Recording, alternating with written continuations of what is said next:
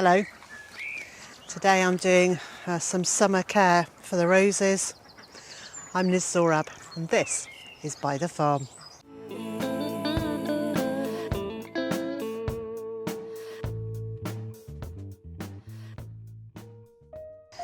These two rose plants I grew from cuttings. This one was climbing up the wall outside our last house, which was a rented property, and when we bought this place and moved in here, the day that we left, I took a little cutting. I'm delighted to say that it's grown really well and it's scrambling up and over the arch.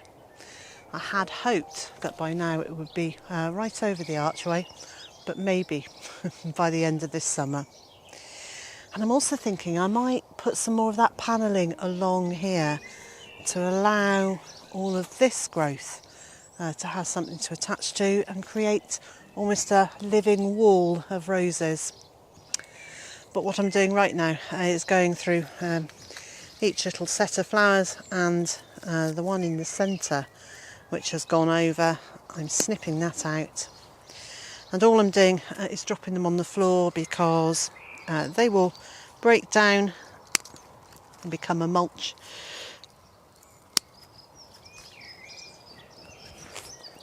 And what it will do is it will make sure that messages aren't sent to the plant to say we've formed a rose hip and made seed, and that will keep this beauty flowering just that little bit longer.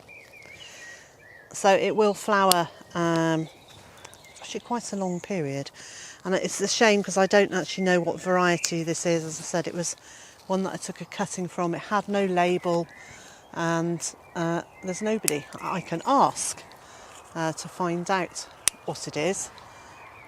It has a very slight scent, and it's quite cinnamony, if that's the right word. It's not that highly floral, girly rose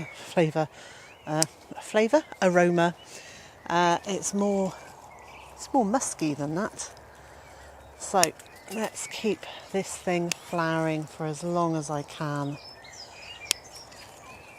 by removing the roses that have gone over. And this one was in a bouquet that my friend Kath sent to me. Actually, she brought it. She came to visit me not too long after we moved here, and I took a cutting from that bouquet, and here they are. They are very, very long, straight-stemmed roses, and when I'm cutting these ones back, I'm going further down the stem like that. And actually, these are really nice. It's very, very faint scent, but it is very lovely. I'm going to take this one in.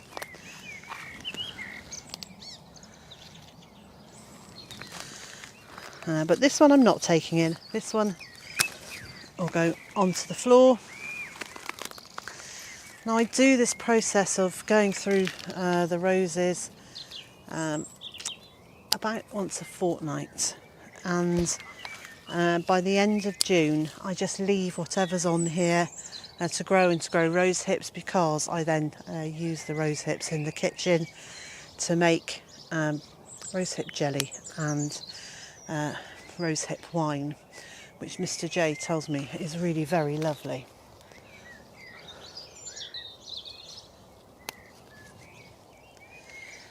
And the way to tell which roses are ready to be snipped, well, this one is mostly open, the one on that side hasn't opened yet, and the one in the centre is just coming away. And although I don't need to take the petals off to know that, because you can just see it, that's one sure way of telling.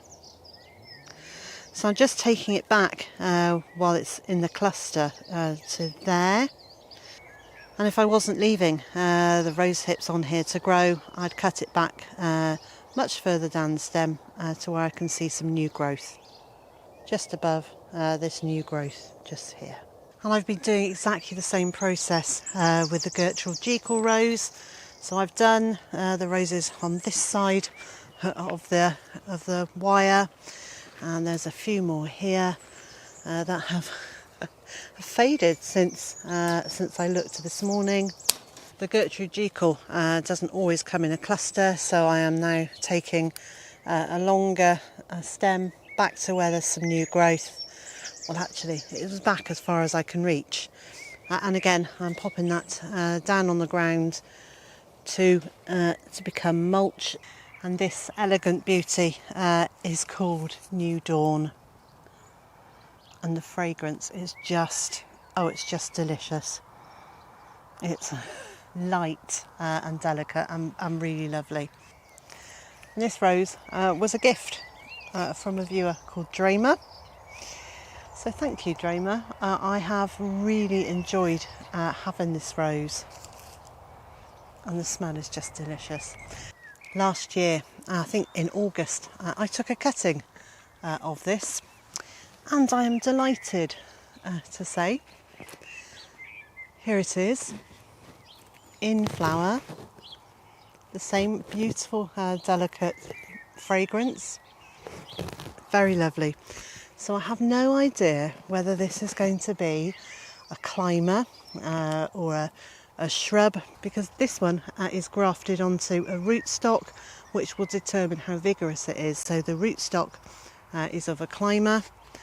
This one doesn't have rootstock, it's actually just taken from the plant. So it's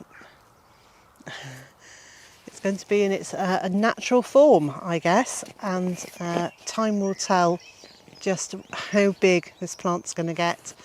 My guess is because of the shape of it and the length of these stems that it will be a climber as well.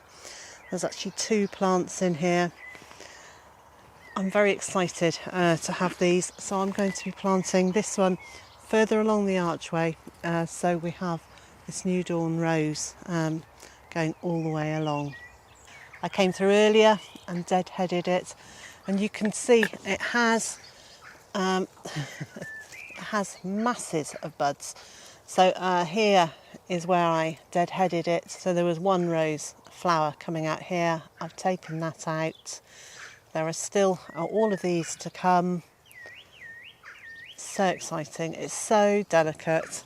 So the young stems are limey green, and then they have quite a vivid burgundy colour thorn on them. It's actually really attractive because it adds these little dark pops of colour that very much match the colour of the flower stems.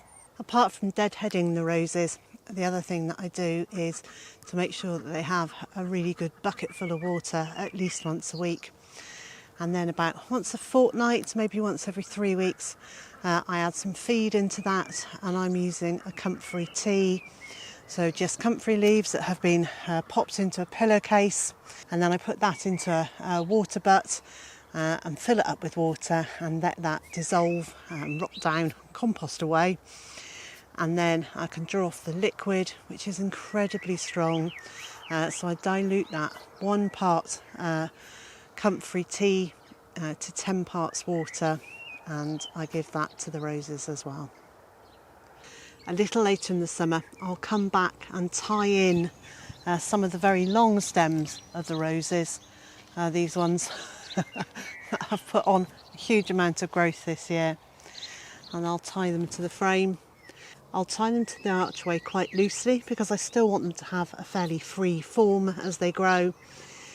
And then in late autumn, early winter, we'll come back and I'll show you how I do my winter pruning.